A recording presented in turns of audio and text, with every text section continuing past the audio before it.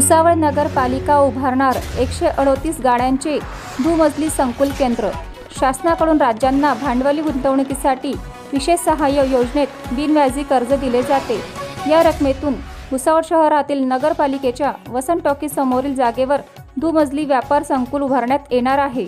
10,84,19,602 रुपये निधीतून 138 गाड्यांचे बांधकाम होईल। तब्बल 2006 पासून विना पडून असलेल्या जागेचा वापर होईल।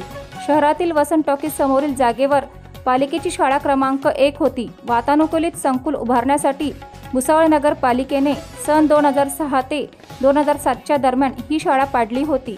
तेव्हापासून या जागेचा कोणताही वापर नव्हता। पालिकेने गेल्या काळात या जागेवर व्यापारी संकुल उभारण्यासाठी केंद्र शासनाकडे प्रस्ताव दिला होता। त्यासाठी भुसावळचे विद्यमान आमदार संजय सावकारे यांनी केलेला पाठपुरावा यशस्वी झाला असून लवकरच भूमिपूजन होणार आहे। बघत रहा MH19 न्यूज। मुख्य संपादक श्रीकांत वानखेडे सोबत ब्युरो चीफ जोहेद सय्यद सह मी माधुरी ढोले, जळगाव जिल्हा, महाराष्ट्र।